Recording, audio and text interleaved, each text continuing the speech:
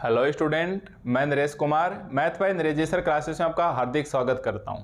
आज फिर से हम एमएससी फाइनल जिसके अंदर हमारे पास ऑप्शनल पेपर है एडवांस न्यूमेरिकल एनालिसिस।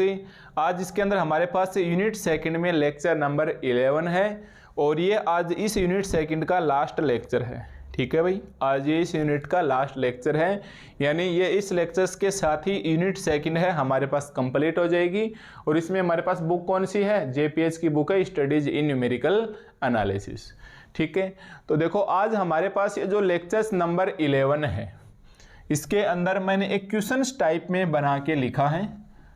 तो आप एक बार क्वेश्चंस नंबर 37 डाल के आप इसे पढ़ने की कोशिश कीजिए। ठीक है, क्वेश्चंस क्या कहता है? Define ill condition and well condition से लीनियर सिस्टम्स ऑफ इक्वेशंस। और हमें एक मैट्रिक्स दे दी और इसके कुछ साइन पूछ रहे हैं। Also using the Euclidean matrix नोम compute the condition number of the matrix A. ठीक है, मतलब ये क्वेश्चंस देख के आपको एक बार यूनिट सेकंड्स में पहचान जाना है कि ये यूनिट सेकंड का ही पार्ट है। वैसे भी आपको पता है कि हमारे पास यूनिट सेकंड में कौन सा क्वेश्चंस मिलने वाला है? 4 नंबर का क्वेश्चन ही मिलने वाला है। हमने बिल्कुल भी रिस्क नहीं ली है, पूरा मैटर कराएंगे तब जाके हमें ये क्वेश्चन नंबर 4 मिलने वाला है यूनिट सेकंड के अंदर।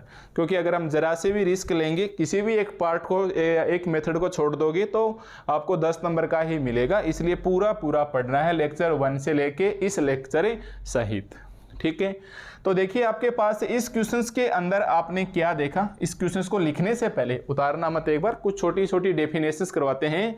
ये जो ए है इसके ये साइन लगा रखा है और फिर इधर 1 भी लगा रखा है, इधर 2 भी लगा रखा है और इधर हमारे पास इन्फिनिटी भी लगा रखा है। अब मैं पूछूं ये साइन किसका होता है? तो अपना जो कंपल्सरी पेपर है फर्स्ट एडवांस कैलकुलस वाला फंक्शनल एनालिसिस, आपको पता है उसके अंदर ये किसका साइन है? ये हमारे पास नॉर्म का साइन है। ठीक है, ये पेपर आप पढ़ चुके हैं, analysis and advance calculation paper first, जिसमें यूनिट फर्स्ट, सेकंड, थर्ड सब में ये हमारे पास बार नॉर्म लीनियर स्पेस आया था। वही नॉर्म का ये क्या है? साइन है। तो एक बार तो है हमारे पास नॉर्म ए क्या है? हमारे पास मैट्रिक्स, तो ये क्या हो गया? Norm of A matrix. तो सबसे पहले हम हेडिंग डालेंगे कि हमारे पास से नॉर्म ऑफ ए मैट्रिक्स क्या होती है। ठीक है भाई, सबसे पहले हम डालेंगे हेडिंग कि हमारे पास से नॉर्म ऑफ मैट्रिक्स क्या होती है। नॉर्म ऑफ ए मैट्रिक्स, और इसको आप सिंबल के रूप में ऐसे लिख लो, इसे आप सिंबल के रूप में ऐसे लिख लो कि ये हमारे पास नॉर्म ऑफ ए मैट्रिक्स है। ठीक है, क्वेश्चन में हमारे पास ए कैसे दिया हुआ होगा?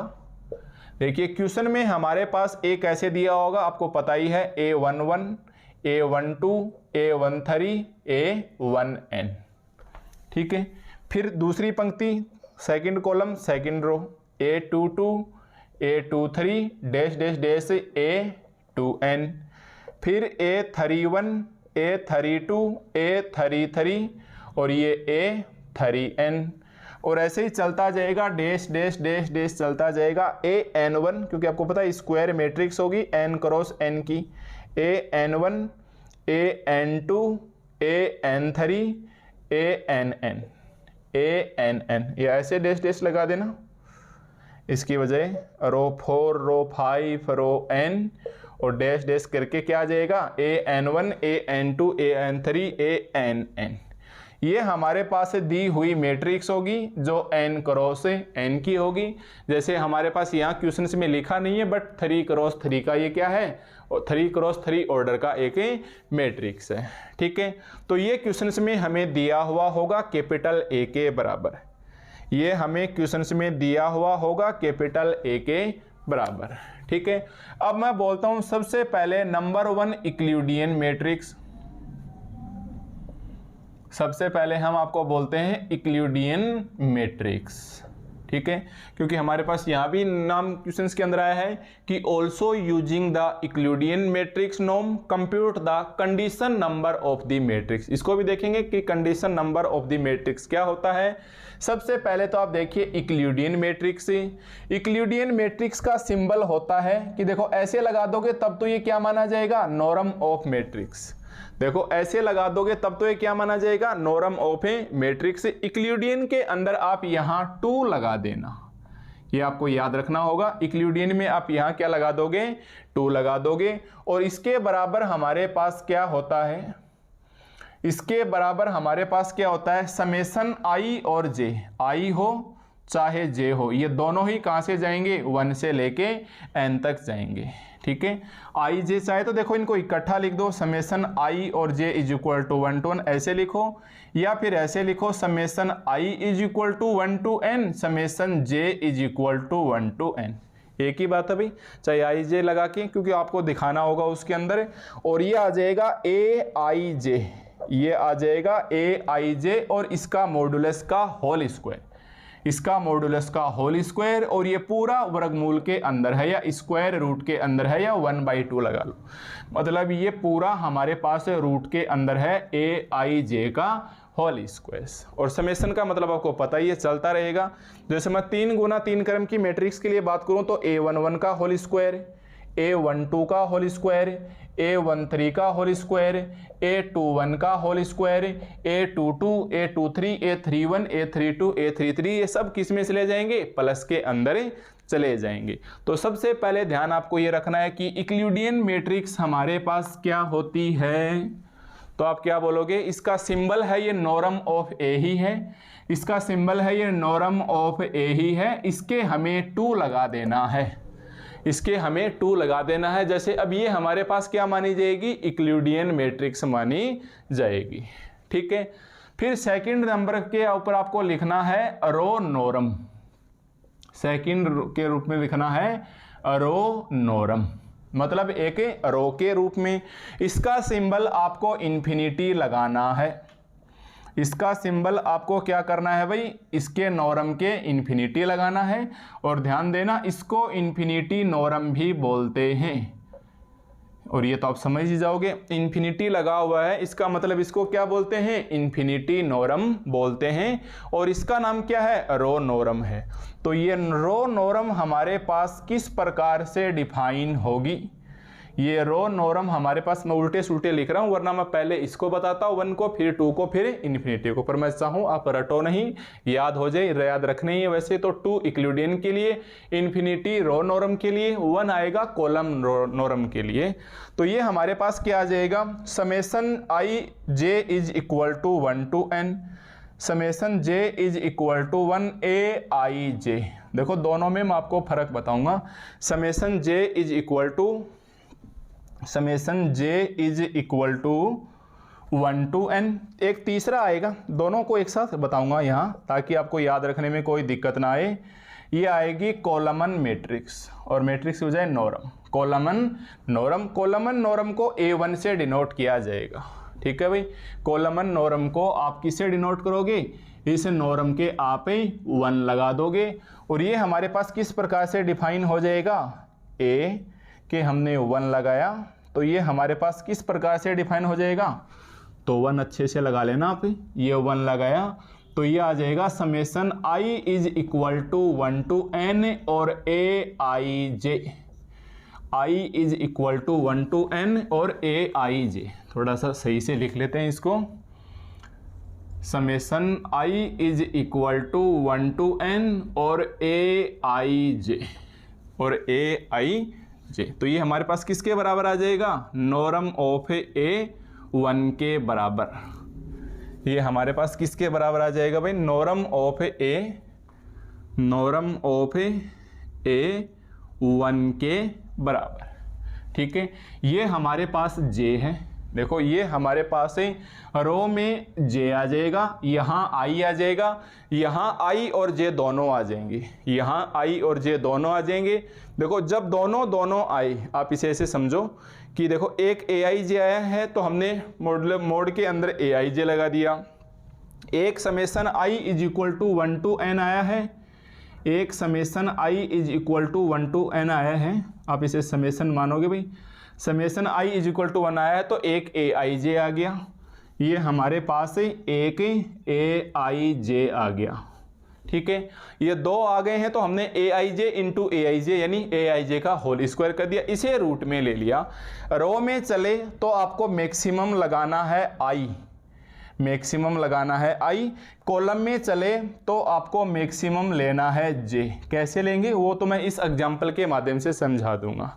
ठीक है, मैक्सिमम आई का मतलब i is equal to 1 to n और मैक्सिमम जे का मतलब j is equal to 1 to n, j is equal to 1 to n, आगे कोई चेंज नहीं होगा। तो इसके पीछे भी आप मैक्सिमम लगाइए, यहाँ क्या आ जाएगा, maximum I is equal to 1 to n। Column में यहाँ ऐसे देख लो, कॉलम में जे से स्टार्ट होता है तो आई इधर आ जाएगा, रो हमारे पास आई से स्टार्ट होती है तो इधर जे आ जाएगा। अगर 2 बार समेशन लगे तो आप ए आई जे इंटू ए आई जे लिखो या ए आई जे का मॉड्यूलस में होल स्क्वायर लिखो। ये सभी का क्या आ गया, मॉड्यूलस एक प्रकार से आ गया है। और 2 बार लगा रहा रिपीट तो इसके पावर 1/2 आ जाएगा। ये सिंपल आ जाएंगे। ये हमारे पास हालांकि ऐसे था ये कि ये समेशन एक बार लगा तो 1/1, पर 1/1 आपको पता लिखने की जरूरत नहीं है। ये 2 बार लगे हैं तो 1/2 आ गया, इस वजह से हमें दिखाई दे गया। और ऐसी कोई बात नहीं है, तीनों की सिमिलरिटी एक जैसी ही है। बस याद रखना है तो क्या रखना है, यूक्लिडियन मैट्रिक्स का सिंबल कैसे होता है, नॉर्म के आप 2 लगाओगे। रो का सिंबल कैसे होता है, आप इन्फिनिटी लगाओगे। और रो नॉर्म को इन्फिनिटी नॉर्म भी कहते हैं, और रो नॉर्म को इन्फिनिटी नॉर्म भी कहते हैं। कॉलम रो के आप क्या लगाओगे, 1 लगाओगे। कॉलम रो के आप क्या लगाओगे, 1 लगाओगे। ठीक है, तो ये हमारे पास से टॉपिक हो गया नॉर्म ऑफ मैट्रिक्स। क्यों बोला, ए एक मैट्रिक्स है। देखिए ए एक मैट्रिक्स है, ये जो सिंबल लगता है डबल बार का तो आपको पता है, ये अपने फर्स्ट पेपर में पढ़ चुके हैं कंपलसरी में, इसको नॉर्म बोलते हैं। तो टॉपिक का नाम हमारे पास क्या सेट हो गया, टॉपिक का नाम हमारे पास क्या सेट हो गया, नॉर्म ऑफ मैट्रिक्स। सिंबल कैसे हो गया, इस प्रकार से। तो बिल्कुल सिंपल सिंबल आ जाए तो ये क्या माना जाएगा, नॉर्म ऑफ ए मैट्रिक्स। इसके आपने 1 लगा दिया, कॉलम नॉर्म इस प्रकार डिफाइन होगा।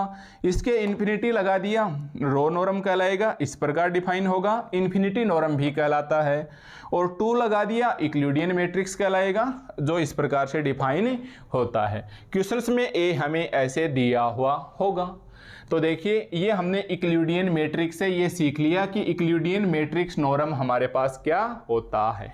ठीक है भाई, यूक्लिडियन मैट्रिक्स नॉर्म, पूरा नाम लिख लो इसको, Euclidean matrix norm, Euclidean matrix norm, ताकि आप सिंबल लगाते वक्त कोई दिक्कत ना आए। रो नॉर्म, रो के सिंबल लगा दिया, कॉलम के लगा दिया। ठीक है, ये मैक्सिमम रो है वो आई इधर तो जे इधर, कॉलम में जे इधर तो आई इधर, ये सिंबल सेम है। ये 2 लग गया तो 1/2, ये पावर 1 है तो आपको पता है 1/1 लगाने की जरूरत नहीं है क्योंकि ये दिखेंगे नहीं, ये हिडन है।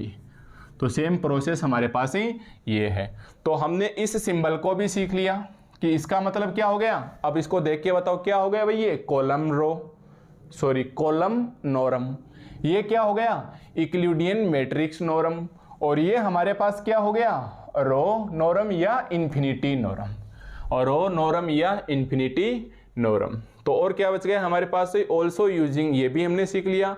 अब ये condition number of the matrix क्या होती है, अब ये कंडीशन नंबर ऑफ मैट्रिक्स क्या होती है, तो यहां तक तो लिख लिया। अब आप नेक्स्ट हेडिंग डालो, अब आप नेक्स्ट हेडिंग डालो ताकि हम क्वेश्चंस को करने लायक हो जाएं।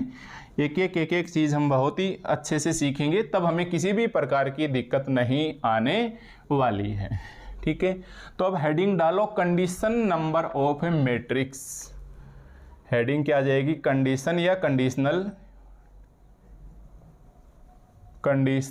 नंबर ऑफ, कंडीशनल एक हमें पता होना चाहिए, कंडीशन नंबर बोल दो या conditional number of A matrix. तो टॉपिक हो गया हमारे पास से condition number of A matrix. तो कंडीशनल नंबर ऑफ मैट्रिक्स क्या होता है, इसे आप सिंपल तौर के ऊपर लिखो कि capital A, K of A is equal to norm of A into norm of A inverse. ठीक है भाई, कंडीशंस नंबर ऑफ ए में क्या आ जाएगा, k A is equal to norm of A into में नॉर्म ऑफ ए इनवर्स। और यहाँ हमारे पास के क्या है, यहाँ हमारे पास स्मॉल के क्या है, कंडीशन नंबर ऑफ है, या के is called condition number of है, कंडीशन नंबर ऑफ मैट्रिक्स है। ये के हमारे पास क्या है, conditions number of A matrix है। तो आगे हमें ये एक वर्ड दिया हुआ था कि condition number of the matrix क्या होता है। तो हमने देख लिया कि कंडीशन नंबर ऑफ मैट्रिक्स हमारे पास क्या होता है, small k A is equal to norm of A into में norm of A inverse, into में नॉर्म ऑफ ए इनवर्स। तो यहाँ हमारे पास के क्या आ गया, conditions number of A matrix A आ गया। इस देखो ए लिखा ना, तो इस मैट्रिक्स को conditions number of matrix A आ गया। ठीक है, तो ये हमारे पास बिल्कुल छोटी छोटी बात थी। अब मैं बोलूँ अगर यहाँ 1 लगा दिया, सोच के देखो, अगर आपने यहाँ 1 लगा दिया और यहाँ भी आपने 1 लगा दिया, तो ये किसकी कंडीशन आ जाएगी, 1 किसके लगा, कॉलमन नंबर ऑफ, तो क्या आ जाएगा, कॉलमन number of condition number of A matrix. यहाँ 2 लगा दिया तो ये किसके लिए आ जाएगी, Euclidean matrix norm condition number of A matrix. और यहाँ इन्फिनिटी लगा दिया तो ये क्या आ जाएगा हमारे पास से, row norm of A condition number of the matrix. ऐसे नहीं लगेगा कि इसके 1 लगा दिया और इसके 2 लगा दिया, बिल्कुल दोनों में एक जैसे ही लगेंगे, चाहे वो 1 1 हो या 2 2 हो या इन्फिनिटी इन्फिनिटी हो। तो आपको ध्यान में रखने वाली बात है, ये हमारे पास नॉर्म ऑफ है, 1 का मतलब है कॉलमन नॉर्म, 2 का मतलब यूक्लिडियन मैट्रिक्स नॉर्म और इन्फिनिटी का मतलब रो नॉर्म या इन्फिनिटी नॉर्म खुद ही कहलाता है। तो ये यूक्लिडियन मैट्रिक्स नॉर्म हमने सीख लिया। Conditions number of the matrix क्या होता है, तो इसको स्मॉल के ऑफ ए से डिनोट करते हैं और इसकी वैल्यू होती है norm of A into norm of A inverse. Euclidean पूछेगा तो 2 2 लगा देंगे, यहाँ रो नॉर्म पूछेगा तो क्या लगा देंगे, इन्फिनिटी इन्फिनिटी, कॉलमन नॉर्म पूछेगा तो 1 1 लगा देंगे। ठीक है, तो ये सब वर्ड हो गए। अब हमारे पास इल कंडीशन क्या होता है और वेल कंडीशन क्या होता है, इनकी और डेफिनेशंस देख लो। तो ये तो चलो हमारे पास क्वेश्चंस में ही आ जाएंगे, तो इसके सॉल्यूशंस में ही हम इसको ऐसा लिख देंगे। ठीक है, मैंने ये जानबूझ के एग्जाम्पल लिया है आपकी बुक से, आप क्वेश्चंस भी लेके चल सकता था, पर एक दो बार इसको एग्जाम में पूछ लिया है और दोनों बार ही ये पूछा है, तो हमने सोचा क्यों ना ये ही ले ले। और बिल्कुल सिंपल है, अभी सिखाऊंगा तो आप खुद से ही क्वेश्चंस निकाल लोगे, ऐसा हमें विश्वास है। और विश्वास नहीं, आप 100% निकाल ही लोगे, क्योंकि इसमें ऐसी कोई बात ही नहीं है जो आपको अलग से बतानी पड़े। एक ही एग्जाम्पल काफ़ी है ऐसी चीज़ों को समझाने के लिए। आप तो बस याद रखना कि नॉर्म रो नॉर्म क्या होता है, या 1 का मतलब क्या होता है, 2 का मतलब क्या होता है, और इन्फिनिटी नॉर्म का डेफिनेशंस किस प्रकार से होता है। फिर ये हमारे पास conditions number of the matrix क्या होता है। तो ऐसी छोटी छोटी चीज़ें सीखेंगे तो हमें किसी भी प्रकार की दिक्कत नहीं आने वाली है। ठीक है, तो ऐसे करके हम सीखेंगे, तब जाके हमारे पास कहीं अच्छे से हम MSc लायक होंगे कि हाँ, हम कॉन्फिडेंस के साथ कह सकते हैं कि हमने तैयारी की है। अदरवाइज थोड़ी दिक्कत आ जाती है ना भाई, अदरवाइज ऐसे लगेगा कि हाँ, किसी को मैं चाहूँ किसी को ऐसे ना बोलना पड़े कि हाँ मैंने भी MSc किया, ऐसे मन मार के नहीं बोलो, खुश होके बोलो कॉन्फिडेंस के साथ कि हमने MSc किया है। तो अब देखो हमारे पास इल कंडीशंस क्या होता है और वेल कंडीशंस क्या होता है, ये हम सीख ही चुके हैं। Conditions number of the matrix क्या होता है, तो चलो मैं पहले भी लिखा सकता था, बट इसके क्वेश्चन से इस हिसाब से ही पूछा है, तो इस सॉल्यूशंस के हिसाब से हम यहाँ लिख लेते हैं। तो सबसे पहले आप डेफिनेशंस लिखोगे, इल कंडीशन, ये हमारे पास क्या है, इल कंडीशन से सिस्टम बोल दो इसको, क्योंकि आगे क्या बोल रहा है, लीनियर सिस्टम्स ऑफ इक्वेशंस। तो ये हमारे पास है सिस्टम्स, इसकी डेफिनेशन हमारे पास है क्या होती है, इल कंडीशन सिस्टम से। तो हम लिखेंगे कि if conditions number of, if the conditions number of the matrix ए। देखो बिल्कुल सिंपल सी डेफिनेशन है। डेफिनेशन क्या है कि if the condition number, if the conditions number of the matrix, if the conditions number of the matrix A, of the matrix A is very large, is very large, is very large, then system of linear equations, then systems of equations, then system of equation is known as, then systems of equations is known as ill condition system, ill condition system। तो ये हमारे पास इल condition systems कहलाएगा।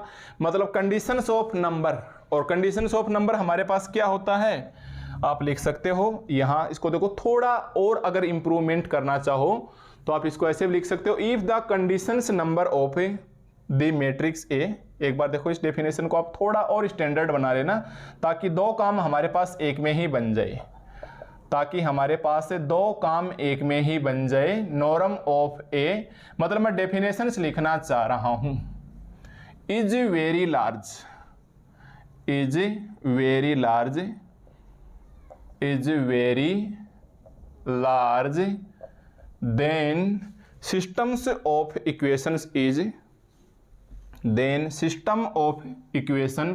अरे मैंने ये किया condition number of matrix की जो अभी डेफिनेशंस बताई है हमने, वो डेफिनेशंस अप्लाई कर दी। Very large, then systems is known as, then systems of equation, then systems of equations is known as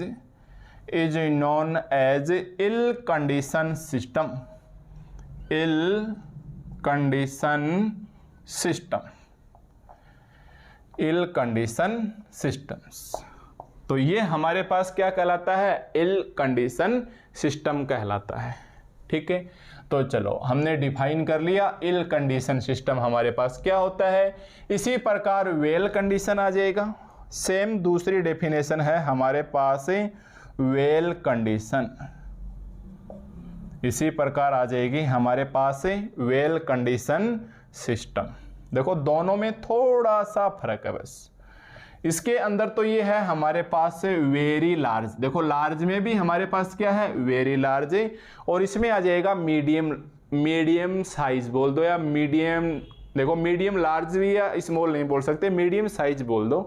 तो इसके लिए हमारे पास क्या आ जाएगा, if the conditions number of, एक बार फिर आप लिख लेना, दोनों एक ही जैसी बात है। If the conditions number of, conditions number of the matrix A, of the matrix A, if the conditions number of matrix A, और conditions number of matrix A का मतलब क्या हो गया, कि A is equal to norm of A into norm of A inverse, is medium size, is medium size, is medium size। और ध्यान दो मीडियम को मॉडरेट भी कहते हैं, मोड अलग और रेट अलग, ठीक है, मोड अलग और रेट अलग, क्योंकि आप एमएससी में हो, आपका थोड़ा सा स्टैंडर्ड लेवल होना चाहिए। ऐसे नहीं बोलोगे भाई ये स्मॉल है, ये मीडियम है, ये लार्ज है। आप मीडियम की बजाय अब मॉडरेट शब्द यूज करना ताकि लगे कि हाँ अगले ने पता नहीं क्या बोला है, बस एक सिर्फ फीलिंग्स लाता है कि आप एमएससी के अंदर हो, तो ऐसे शब्द हमारे पास काम आते हैं। ठीक है, तो ये आपका स्टैंडर्ड बढ़ाता है। मीडियम्स वेरी लार्ज की जगह आप क्या कर दोगे, मीडियम साइज या moderate size. Then system is known as, same ये then system is known as, कोई फर्क नहीं है दोनों डेफिनेशंस के अंदर। देन सिस्टम्स ऑफ इक्वेशन से is known as well condition system, well condition system. ठीक है, मैं चाहता तो यहाँ भी लिख देता कि भाई वेरी लार्ज की जगह आप मीडियम साइज या मॉडरेट साइज कर लो, तो ये डेफिनेशन बन जाएगी वेल कंडीशन सिस्टम की। पर दो बार इसलिए लिख दिया ताकि आपकी भी लिखने में क्या हो जाए, अच्छे से प्रैक्टिस हो जाए। ठीक है, अब देखो ये जो क्वेश्चंस है इल कंडीशंस एंड वेल कंडीशंस, ये आपको इस यूनिट के अंदर किसी भी क्वेश्चन के साथ जोड़ के दे सकता है। कभी कभार क्या करता है, ये इनके क्वेश्चंस तो नहीं देता है, बट ये डेफिनेशंस किसी भी क्वेश्चन के साथ जोड़ के दे सकता है, क्योंकि 2 नंबर इसके कर दिए और नीचे वाले क्वेश्चन के 8 कर दिए। तो ये दोनों डेफिनेशंस अपने आप में वेरी वेरी इंपॉर्टेंट हैं, ये दोनों डेफिनेशंस अपने आप में वेरी वेरी इंपॉर्टेंट है। ठीक है, ऐसा 2-3 बार हो चुका है कि अलग अलग इसको किसी भी क्वेश्चन के साथ जोड़ के दे दिया और नीचे कोई क्वेश्चन और दे दिया, चाहे वो आपको पार्टीशन मेथड से पूछे, चाहे वो आपको रिलैक्सेशन मेथड से पूछे, या चोलस्की मेथड, क्राउट मेथड, डुल्टल मेथड, या गॉस जॉर्डन मेथड, या Gauss elimination method of determinate matrix method, जो हमने लेक्चर्स 1-2 से लेके 11 तक पढ़ते हैं। इनमें सभी क्वेश्चंस के साथ, किसी भी क्वेश्चंस के साथ ऐसी 2 डेफिनेशन छोटी छोटी जोड़ दी जा सकती हैं। क्यों? इल कंडीशंस पूछने का मतलब आपके ये डेफिनेशंस ऑलरेडी पता होनी चाहिए कि conditions number of the matrix A क्या होती है, इसलिए मैंने दोनों ही डेफिनेशन के अंदर साथ साथ ये भी डेफिनेशन लिख दी। अभी अभी सीखा है ना, conditions number of matrix A क्या होता है, k A is equal to norm of A into norm of A inverse A, where k is conditions number of A matrix, small k is conditions number of A matrix. आप capital k भी लिख सकते हो, इससे कोई फर्क हमने को नहीं पड़ने वाला है। ठीक है, एक दूसरा ध्यान रखोगे, मीडियम साइज ही मॉडरेट साइज होता है, ये थोड़ा सा स्टैंडर्ड फीलिंग लेके आता है कि हाँ आप कुछ एमएससी वगैरह कर रहे हो। ठीक है भाई, तो यहाँ तक कि हमारे पास क्वेश्चन हो गया है कि define ill conditions and define well conditions linear systems of equations. ठीक है, दोनों डेफिनेशंस इंपॉर्टेंट लगा दी। इंपॉर्टेंट मैंने क्यों लगा दी, क्योंकि किसी भी क्वेश्चंस के साथ इनको पूछा जा सकता है। ठीक है, तो चलिए इतना क्वेश्चंस तो हमारे पास से हो गया है। अब आ जाइए, गिवन द मैट्रिक्स ए। अब हमें एक मैट्रिक्स दे रखी है जिसका हमें नॉर्म 1 निकालना है, नॉर्म 2 निकालना है और नॉर्म इन्फिनिटी निकालना है। बताइए, नॉर्म 1 का मतलब कॉलमन मैट्रिक्स, नॉर्म 2 का मतलब इक्लूडियन मैट्रिक्स नॉर्म, और इन्फिनिटी का मतलब रो नॉर्म या इन्फिनिटी नॉर्म, रो नॉर्म या हमारे पास है इन्फिनिटी नॉर्म। ठीक है, तो लिखिए इसके आगे 2 डेफिनेशन हो गई। अब लिखेंगे here given, here given, here given. Given के नाम पे क्या है हमारे पास, a इज इक्वल टू 1 1 1 4 3 -1 3 5 और 3। ये हमें एक मैट्रिक्स दे रखी है। क्या फाइंड करना है, सबसे पहले 1, सबसे पहले आपको क्या करना है भाई, नॉर्म ऑफ ए का 1 फाइंड करना है। देखो गलती ऐसे मत कर देना, ये अलग बात है, कहीं आप 2 लगाते वक्त A2 लगा दो, इन्फिनिटी लगाते वक्त A इन्फिनिटी लगा दो, ये सब क्या है, रॉन्ग है। बाहर ही 1 लगेगा, इसके आउटसाइड ही 2 लगेगा, इसके आउटसाइड ही इन्फिनिटी लगेगा। ऐसा हम आपको फर्स्ट पेपर में भी समझा चुके हैं, है ना भाई, ऐसा हम आपको फर्स्ट पेपर की यूनिट 4 के अंदर समझा चुके हैं। तो ऐसी गलती मत करना, बस यही प्रैक्टिस होती है, प्रैक्टिस से ये सब छोटी छोटी गलतियां हमारे से दूर हो जाएंगी। ठीक है, तो चलिए अब ये हमारे पास आ गया है। क्या निकालना है हमें, सबसे पहले A1 निकालना है। क्या निकालना है भाई, A1 निकालना है। अब आप 1 का मतलब जानते हो, कॉलमन नॉर्म होता है। ये क्या होता है भाई, हमारे पास कॉलमन नॉर्म होता है। किस प्रकार से डिफाइन होता है भाई कॉलमन नॉर्म, तो कॉलम में क्या आ जाएगा, मैक्सिमम लेंगे, कॉलम के लिए J आ जाएगा, J is equal to 1 to n। J कहाँ से कहाँ तक आ जाएगा भाई, 1 से लेके n तक। J कहाँ से कहाँ तक आ जाएगा, 1 से लेके n तक। अब अपने पता है ये J आ गया, तो यहाँ क्या आएगा, I is equal to 1 to n, और ये हमारे पास Aij आएगा, ये हमारे पास Aij आएगा। ठीक है, तो अब लिख लो, ये नॉर्म ऑफ ए का 1 है, मैक्सिमम लेना है, हमें क्या करना है, मैक्सिमम लेना है। अब देखिए 3 क्रॉस 3 की मैट्रिक्स है, आपको लिखना नहीं है, बस आपको समझा रहा हूँ, ये 3 क्रॉस 3 ऑर्डर की मैट्रिक्स है। आप इसे ऐसे लिख लो ना एक बार, A11 A12 A13, ताकि इसको हम अच्छे से डिफाइन कर सकें। A21 A22 A23 A31 A32 और A33। ठीक है, एग्जाम में नहीं लिखना है, केवल समझने के लिए। तो सबसे पहले हमें J को फिक्स कर देते हैं। J को फिक्स कर दिया, जैसे देखो यहाँ लो, सबसे पहले ये लो, हमारे पास J क्या है, फिक्स आ गया। कॉलम चल रहा है ना एक प्रकार से, देखो कॉलम में मैट्रिक्स चल रहा है, तो कॉलम के अंदर 1 1 1, ये जे क्या हो गया, फिक्स हो गया। अब आई इज इक्वल टू क्या रखेंगे, 1 to n, और n का मतलब ज्यादा से ज्यादा जाएगा 3 तक, 3 क्रॉस 3 की है ना, तो ये आ जाएगा। पहले 1 रखेंगे तो देखो J1 फिक्स है, देखो J1 हमारे पास से फिक्स है, तो ये कितना आ जाएगा, समेशन का मतलब चल रहा है प्लस के अंदर, तो ये देखो A1 फिक्स है, एक बार चलेगा 1 के लिए, एक बार चलेगा A फिक्स है, सॉरी 1 फिक्स है और 1 फिक्स है, और हमारे पास 1 फिक्स है। समझ रहे हैं इस चीज को। यहां देखिए हमारे पास I और J है, J की वैल्यू फिक्स है 1 1 और 1, I की वैल्यू क्या आ जाएगी 1 2 और 3, तो I की वैल्यू हमारे पास क्या आ गई, ये 1 ये 2 और ये 3, ठीक है। मोड के अंदर आई जाएंगी। समेशन का मतलब क्या होता है, इनको प्लस में करते चलिए, आ जाइए। ये तो हो गया इस कॉलम के लिए।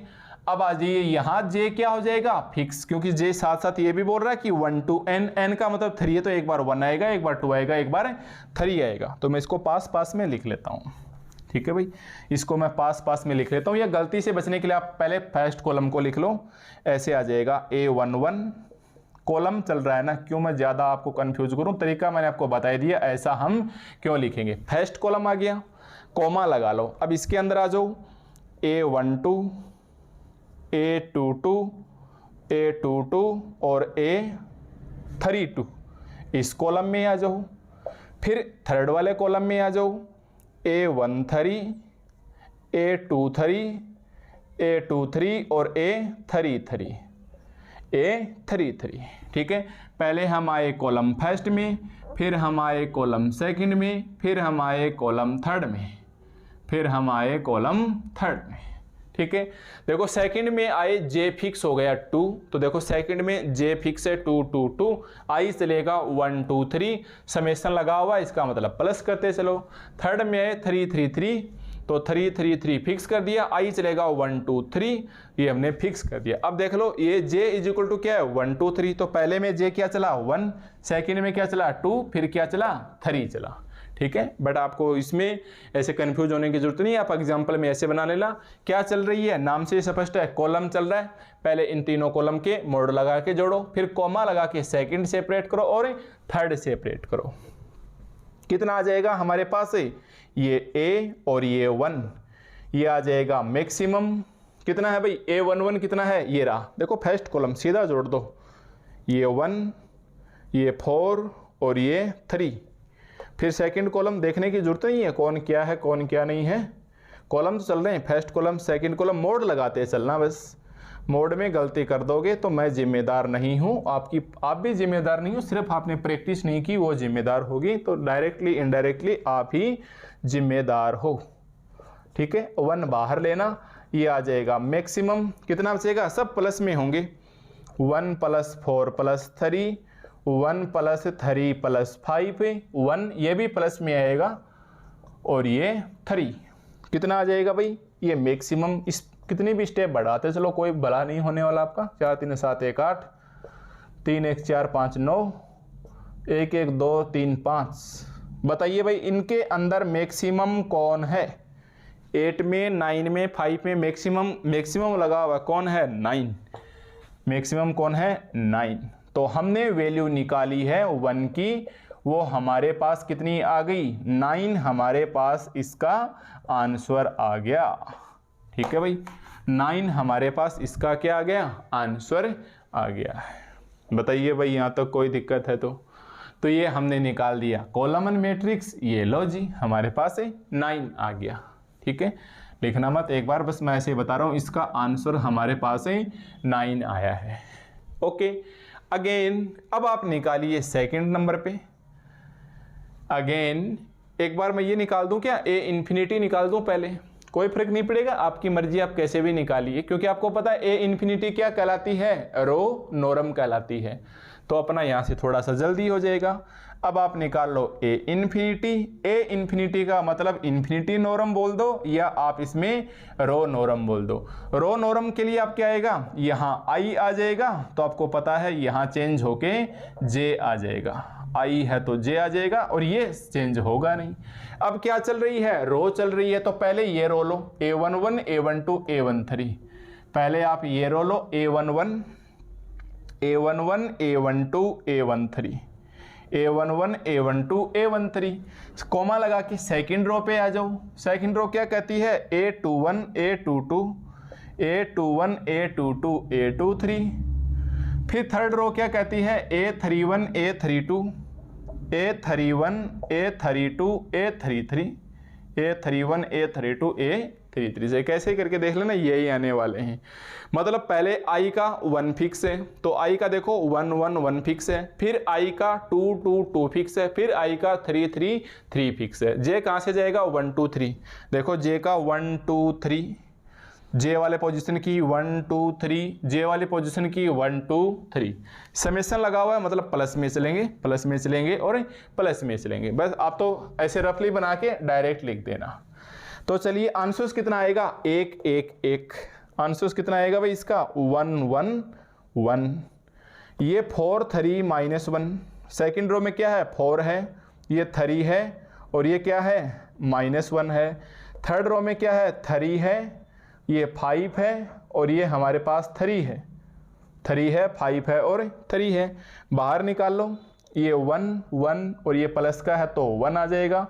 ये हमारे पास कितना आ जाएगा, 4 3, ये बाहर निकालेंगे तो 1 आ जाएगा। ये 3 5 3, ये 3 प्लस प्लस ही प्लस कहेंगे, चाहे प्लस हो माइनस में लेना, प्लस में है। 1 2 3 4 3 7 1 8 5 3 8 3 11। तो बताइए भाई मैक्सिमम क्या बचा, और सुनो इन्फिनिटी लगाना साथ साथ, आप तो शायद लगाते हुए आ रहे होंगे। इन्फिनिटी का मतलब रो नॉर्म कहलाती है ए इन्फिनिटी। तो 3 8 11 में हमारे पास मैक्सिमम कौन है, 11।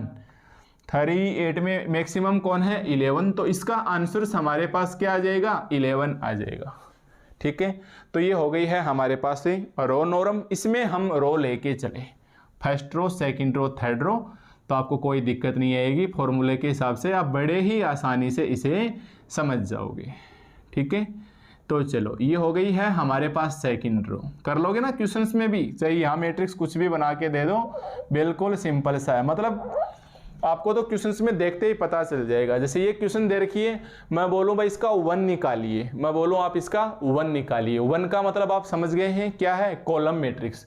तो कॉलम को जोड़ के देख लो, 4 3 7 1 8 3 1 4 5 9 3 1 4 और 1 5। गलती ये मत कर देना कि माइनस है, भूल जाओ, सब मोड में आके क्या होंगे, प्लस के होंगे। तो 8 9 5 में मैक्सिमम कौन है, 9। लो जी इसका आंसर 9 आना है।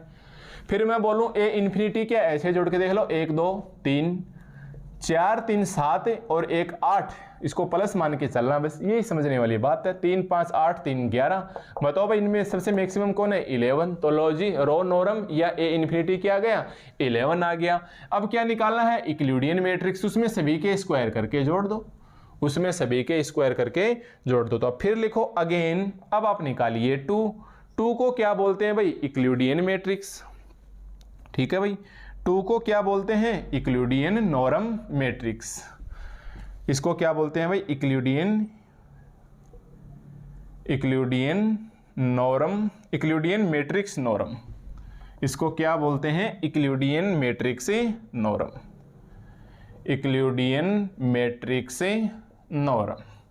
क्या होता है भाई ये, इसमें आई भी चलता है और इसमें जे भी चलता है। ठीक है, और 2 बार चलेगा तो देखो आई के लिए भी यही और जे के लिए भी यही, ये होल स्क्वायर हो जाएगा। और 2 है तो पावर 1/2 आ जाएगी, 2 है तो हमारे पास पावर 1/2 आ जाएगी। तो इसमें हमें क्या करना है, ये लो 2, इसमें कोई मैक्सिमम का चक्कर नहीं है। तो अगर मैक्सिमम का चक्कर नहीं है तो काटो मैक्सिमम। इसका मतलब ये क्या है, ए आई जे का होल स्क्वायर। आई भी 1 2 3 तक चलेगा, जे भी 3 गुना 3 की है भाई, आई भी 1 2 3, जे भी 1 2 3। तो सारे के सारे स्क्वायर जोड़ दो, तो सारे के सारे स्क्वायर जोड़ेंगे तो समेशन आएगा। तो ये क्या आएगा, A11 का होल स्क्वायर। ध्यान देना, पहले लिखो, गलती मत कर देना भाई, A11 और मोड में लिखो होल स्क्वायर्स। फिर A12 सारे ही आ जाएंगे, A12 का होल स्क्वायर, A13 का होल स्क्वायर, 1 1 1 2 1 3 2 1 पे आ जाओ, A21 का होल स्क्वायर, A22 का होल स्क्वायर, नंबर वाइज चलते रहना बस, A22 का होल स्क्वायर, A23 पहले मोड लगाते जाना फिर स्क्वायर करते जाना, A31 का होल स्क्वायर, A32 का होल स्क्वायर, A33 का होल स्क्वायर और ध्यान दो पूरे की पावर में क्या है 1/2। अगर आपको ठीक ठीक दिखाई दे रहा तो पूरे की पावर में क्या है 1/2। अगर आपको हो सकता है वीडियो में थोड़ा सा कम दिखाई दे, पूरा रूट के अंदर है, ये 1/2 लगा हुआ है। ठीक है भाई, ये हमारे पास 1/2 लगा हुआ है। अब इसकी वैल्यू रख लो और इसे सोल्व कर लो और देखो कितना सा सिंपल सा क्वेश्चन है। अगर एग्जाम में आ जाए तो मज़ा आ जाए, है ना। तो क्या आ जाएगा, वैल्यू रख लो, बिल्कुल आप स्टेप बाय स्टेप्स, क्योंकि एग्जाम में तो आपको पता है ना लिखने के ही नंबर मिलेंगे आपको, तो हम बिल्कुल स्टेप बाय स्टेप्स यहाँ चलने की कोशिश करें। तो हमारे पास क्या आ जाएगा, यहाँ देख लो 1 1 1, ऐसे कर लो 1 1, बिल्कुल सिस्टम से चलो आप, इस 1 का, इस 1 का और इस 1 का, फिर इस 4, ये 3 और ये -1, फिर ये 3, ये 5 और ये 3, पूरे की पावर में क्या है 1/2 है। ठीक है, अब आपको पता है इस 1 के मोड लगाना जरूरत तो है नहीं, आएगा तो ये पॉजिटिव। कितना बचा है, 1 कम 1, 1 कम 1, 1 कम 1, 4 चौक 16, 3 तिये 9, माइनस माइनस प्लस, वैसे भी प्लस आना है, 3 तिये 9, 5 को 25, 3 को किया 9, पूरे की पावर 1/2। तो 1 2 3 19, देखो 1 2 3 4 20 29 38 43 53 63 और 9 72 आ रहा है भाई। 1/2, 1/2 की रूट ही लगा लो अब, ये आ रहा है हमारे पास से रूट 72 और 72 को 36 दूनी 72, ऐसे लिख लो भाई। ये हमारे पास कितना आ गया, 6√2 आ गया है। ये हमारे पास कितना आ गया है भाई, 6√2 आ गया है। तो ये आपको एग्जाम में नहीं लिखना है, A11 A21 A21 A31 से वगैरह वगैरह वगैरह। ठीक है, तो अब आप निश्चिंत रहिए, जैसे ही हमें एग्जाम में क्वेश्चन दे देगा, देखो अब हमें बिल्कुल मैं सिंपल सा तरीका बताता हूँ, हमें हालांकि पता होगा कि आंसर्स क्या आएगा। जैसे इसके स्क्वायर जोड़ो 1, पहले सिंपल जोड़ो, रो के हिसाब से जोड़ो 1 1 1 3, रो के हिसाब से जोड़ो 4 3 7 1 8, 5 3 8 3 11। ठीक है, ये तो हमने रो जोड़ लिए। बस जोड़ते हुए ध्यान देना है, आपको माइनस साइन इग्नोर कर दो, सोच के चलो है ही नहीं माइनस साइन, आंखें बंद कर लेना माइनस साइन को देख के। ठीक है, अब इनमें मैक्सिमम कौन है, 11 है, तो आंसर कितना आ जाएगा 11। क्या लेके चले हैं हमको, रो जोड़ी है तब आया है। रो का साइन क्या होता है, तो आपको पता है इन्फिनिटी आएगा, तो हमने रो इन्फिनिटी का आंसर क्या आ गया 11 आ गया। पर बताओ एग्जाम में डायरेक्ट जोड़ दोगे तो नंबर कोई देगा क्या, नहीं। तो पूरा एक पैटर्न फॉलो करना है आपको पूरे 8 नंबर का, क्योंकि 2 नंबर की डेफिनेशन आएगी प्लस, और कभी कभार ये नहीं देता है पूरे ही, ये 10 नंबर का दे देता है, तो अपने को ऐसे लिखना है।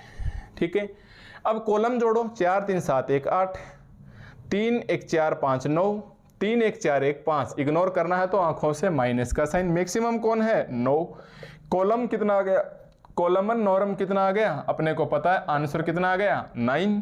किससे डिनोट करते हैं 1 से, तो A1 कितना आ गया हमारे पास 9 आ गया। बट आप डायरेक्ट जोड़ दोगे तो कोई नंबर नहीं देने वाला, इसलिए हमें एक सिस्टमेटिक ढंग से एक पैटर्न फॉलो करना। अब इन सभी का स्क्वायर, ये इसका होल स्क्वायर, इसका होल स्क्वायर, इसका होल स्क्वायर, इसका होल स्क्वायर, इसका होल स्क्वायर, इसका होल स्क्वायर, 3 का होल स्क्वायर, सब जोड़ोगे तो 72 आएगा, और उसका रूट लेना ना भूलियो। उसका आप रूट लेना ना भूलिए, क्योंकि पूरे की पावर क्या है 1/2 है। तो हम आंसर्स तो इस क्वेश्चन को देखते ही बता देंगे कि इसका आंसर क्या आना है, इसका आंसर क्या आना है, इसका आंसर क्या आना है। तो ये तो आगे चल के आपके फर्स्ट ग्रेड में या नेट CSA नेट जैसे एग्जाम में ये पैटर्न काम आएगा, बट अभी एग्जाम में लिखने के लिए आपको पूरा एक सिस्टमेटिक ढंग से पैटर्न फॉलो करना है। इसलिए ऐसा नहीं है कि हाँ चलते चलते ऐसे छोड़ दिया कि हाँ लो भाई ऐसे आंसर हो गया, तो ऐसे मजाक नहीं चलेगी। पूरा लिखोगे ऐसे बिल्कुल सिस्टम से तो पूरे के पूरे नंबर मिलेंगे, सिंगल नंबर काटने की भी गुंजाइश नहीं रहेगी, और परसेंटेज अच्छी आएगी, परसेंटेज अच्छी आएगी, कॉन्फिडेंस आएगा, और आगे आपको पता ही है ना। कॉन्फिडेंस आने के बाद इंसान क्या से क्या कर सकता है। पर अपन तो बिल्कुल ऐसे हैं, पता नहीं दिन अपने को पास कर रहे हैं, हम अब दिन को पास कर रहे हैं। कभी कभी तो ये भी समझ में नहीं आता होगा, मेरे नहीं आप खुद के, मेरे पास तो इतना टाइम ही नहीं रहता कि मैं ऐसी बातें सोचूं। ठीक है, चलिए क्या हमारे पास क्वेश्चंस पूरा हो गया अभी? तो ये फाइंड हो गया है, ये फाइंड हो गया है, और ये फाइंड हो गया, ये और देखना है। Also using the Euclidean norm, है ना। अब हमारे पास क्या बच गया है? Also using the Euclidean norm. ठीक है, चलो इसको और देखते हैं। Also using the Euclidean norm compute the conditions number of matrix. देखो कंप्यूट का मतलब कैलकुलेट करो या गणना करो, the conditions number of matrix. तो अब आप क्या लिखेंगे? Now the conditions number, now the conditions number of matrix A, of matrix A क्या होती है भाई? मैट्रिक्स ए स्मॉल के इंटू ए, क्या बताया था मैंने डेफिनेशन में स्टार्टिंग में लेक्चर में? Norm of A into norm of A inverse, norm of A into में नॉर्म ऑफ ए इनवर्स। ठीक है भाई, मैंने आपको बताया था the conditions number of the matrix क्या होती है? Norm of A into norm of A inverse. किसके लिए क्या करना है? Using the Euclidean matrix. ठीक है, तो अब अपन क्या बोलेंगे? यूजिंग यूक्लिडियन,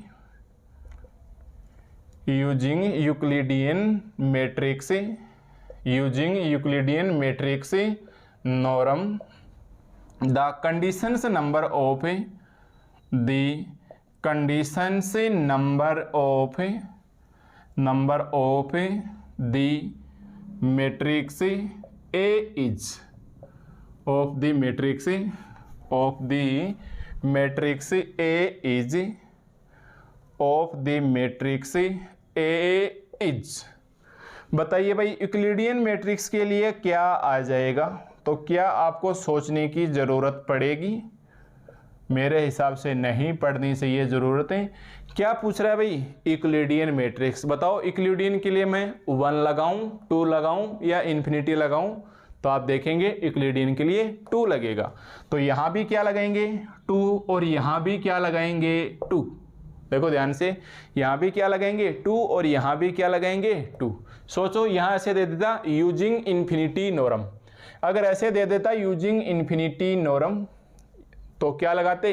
इन्फिनिटी नॉर्म, या हो सकता है यहाँ लिख देता यूजिंग रो नॉर्म, तो यहाँ इन्फिनिटी यहाँ इन्फिनिटी। अगर ऐसे दे देता यूजिंग कॉलमन मैट्रिक्स तो यहाँ 1 और यहाँ 1, मतलब हर बार कोई ना कोई एक यूज मिलेगा, चाहे तो आपसे वो 1 लगवाए, चाहे आपसे वो 2 लगवाए, चाहे आपसे वो इन्फिनिटी लगवाए। इन तीनों में से कोई ना कोई एक वो 100% लगवाएगा। ठीक है, अब ये देखिए नॉर्म ऑफ A2, क्योंकि यूक्लिडियन पूछा है, अकॉर्डिंग टू क्वेश्चंस यूक्लिडियन के लिए हमारे पास 2 लगा हुआ है, तो ये आ गया नॉर्म ऑफ A2, तो हमारे पास आ गया 6√2। बट A इनवर्स का 2 क्या निकालें? तो आप इसे इक्वेशंस नंबर 1 मान लो एक बार, कोई दिक्कत नहीं। नाउ A इनवर्स, तो पहले आप A इनवर्स निकालिए। A इनवर्स आपको पता है बहुत पुरानी विधि है, मैट्रिक्स मेथड से ही लेंगे। Adjoint A upon determinate A, condition ये रहनी चाहिए डिटर्मिनेट A इसका नॉन जीरो या नॉन सिंगुलर मैट्रिक्स होनी चाहिए। A आपके पास क्वेश्चंस में दिया हुआ है, तो आप निकाल लो। A कितना आ जाएगा? इसका डिटर्मिनेट निकालिए। पहले देखो आप 1 ले लो, वही पारंपरिक विधि है, 3 3 9 माइनस माइनस प्लस 9 5 से 14। माइनस का 1 ले लो, 4 3 12 प्लस 3 15, प्लस का 1 ले लो, 5 चौका 20 माइनस 9 11, कितना बचेगा 14 में से 15 माइनस 1 10, मतलब norm of A is equal to आ गया 10, जो कि नॉन जीरो था, जो कि नॉन जीरो था। ठीक है भाई, तो ऐसे करके अपने को बिल्कुल step by step pattern follow करना है। ए इनवर्स आपको अच्छे से निकालना आता है, ए इनवर्स है वो आपको अच्छे से निकालना आता है ना। तो चलिए ए निकालिए, एडजॉइंट ए निकालिए, एडजॉइंट ए निकालिए। एडजॉइंट ए निकालने में गलती से बचने का तरीका मैंने बता रखा है, plus minus plus minus plus minus plus minus plus और ऊपर लगा दो टी, ऊपर लगा दो टी। ठीक है, तो क्या आ जाएगा देखो, सबसे पहले इसको लेंगे 9 प्लस 5 14, तो ये 14 आ गया। इसको लेंगे 12 प्लस 3 15, और इसको लेंगे 5 का 20 और 9 11। अब इस 4 को ले लो, 3 माइनस 5 माइनस का 2, 3 एकम 3 माइनस 3 0, और इसका लेंगे तो 5 एकम 5 माइनस 3 2। देखो इसका लेंगे तो ऐसे छुपा लो, 5 एकम 5 माइनस 3 2, निकालना आता है आपको ये पैटर्न। 3 का लेंगे तो -1 माइनस 3 माइनस 4, और इसका लेंगे तो -1 माइनस 4 माइनस 5, और इसका लेंगे तो 3 माइनस 4 माइनस 1। क्या करना है हमें, इसका टी करना है, पावर में टी, यानी रो है वो चेंज कर दो कॉलम में, और कॉलम है वो चेंज कर दो आप रो के अंदर। तो ये कितना आ जाएगा, प्लस का 14, अब आपको पता है ना पीछे 14 लगाने की जरूरत नहीं है, माइनस का 15, देखो मैं चेंज कर रहा हूँ, ये इस रो को मैं कॉलम में चेंज कर रहा हूँ, माइनस माइनस प्लस 2, और ये 0, और ये -2, ये माइनस का 4, और ये माइनस माइनस प्लस 5 है, और ये माइनस का 1, और ये हमारे पास माइनस का 1, मतलब रो चले गई कॉलम में या कॉलम चले गए रो के अंदर। ठीक है, हेंस एडजॉइंट ए निकाल लिया, डिटरमिनेट ए निकाल लिया, so A inverse is equal to, ध्यान रखना भाई ये हमने क्या निकाल लिया है, एडजॉइंट ए निकाल लिया है। ठीक है, अब इसी के नीचे लिखोगे so A inverse is equal to 1 upon determinant A. Determinant A की वैल्यू कितनी है 10, और ये कितना है एडजॉइंट 4 2 -4 -15 0 5 11 -2 और -1, 10 अंदर जाने दो, तो क्या बचेगा 10 अंदर जाने देंगे तो इसमें समझने वाली कोई ऐसी बात नहीं है जो मैं आपको जोर दे के समझाऊं, क्योंकि ये 12th क्लास का बहुत पुराना मेथड है। इस यूनिट की शुरुआत हमने की थी तो ए इनवर्स मैंने आपको निकालना सिखाया था, जिसको मैट्रिक्स मेथड नाम देते हैं, वो हमारे पास यही है ना, जिसको हम मैट्रिक्स मेथड नाम देते हैं वो हमारे पास यही है। यानी फाइनली हमारे पास ए इनवर्स क्या बच गया भाई, फाइनली हमारे पास ए इनवर्स क्या बच गया, 2 से काटेंगे तो 7 और 5, 7/5, 1/5, 2 माइनस का 2/5, 5 दूनी 10, 5 3 15, माइनस का 3/2, 5 एकम 5, 5 दूनी 10, ये 11/10, 2 एकम 2 पंजो 10, और ये -1/10। ये लो जी, तो ये हमारे पास क्या आ गया, प्रॉपरली ए इनवर्स आ गया। इसमें इस ए इनवर्स को मेरे को इसमें जोर दे के समझाएं, ऐसी इसमें कोई बात नहीं थी। ठीक है, तो ये अपने को हमारा ए इनवर्स निकालना है, ये बिल्कुल बहुत पारंपरिक विधि है, ये एक पुराना सा मेथड है। ठीक है, तो ये हमने ए इनवर्स निकाल लिया। अब हम क्या निकालेंगे भाई, नॉर्म निकालेंगे। देखिए अब हम क्या निकालेंगे, हमें इस ए इनवर्स का क्या चाहिए, नॉर्म चाहिए, तो आप यहाँ लिखोगे नाउ हमें इस ए इनवर्स का क्या चाहिए, नॉर्म चाहिए। कौन सा मेथड लगाएं, हम कॉलम से निकालें या हम मैट्रिक्स से निकालें या यूक्लिडियन से निकालें, तो क्या लगाना है, इक्वेशंस 1 के अकॉर्डिंग 2 लगाना है। 2 का मतलब आपके पास क्या हो गया भाई, अरे 2 का मतलब आपके पास क्या हो गया, यूक्लिडियन मैट्रिक्स का लगाना है। और यूक्लिडियन मैट्रिक्स क्या कहते हैं, सभी का होल स्क्वायर कर दो, 7/5 का होल स्क्वायर करके ऐड कर दो, 1/5 का टाइम लगेगा भाई ये कैलकुलेशन से। इसका होल स्क्वायर करके ऐड कर दो, इसका भी होल स्क्वायर करके ऐड कर दो, माइनस का 3/2 का होल स्क्वायर करके ऐड कर दो, प्लस 0 का होल स्क्वायर करके ऐड कर दो, ये हाफ होल स्क्वायर ऐड, ये 11/10 होल स्क्वायर ऐड, ये हमारे पास 1/5 होल स्क्वायर ऐड, और ये हमारे पास 1/10 होल स्क्वायर ऐड। तो 1 2 3 4 5 6 7 8 9, क्योंकि इसमें समेसन i इक्वल टू 1 भी आएगा, j मतलब अभी अभी निकाला है 2 वाला, उसमें भी इन सभी के स्क्वायर करके ऐड किए हैं, तो इसके अंदर भी सभी के स्क्वायर करके ऐड करेंगे। और अब आप पैटर्न फॉलो मत करना, अब आप डायरेक्टली लिखना इसे। क्यों? क्योंकि इससे पहले आप ऐसे निकाल चुके हो, तो उससे पहले आप बोल देना नाउ फाइंड, देखो now find norm of A inverse two similarly pattern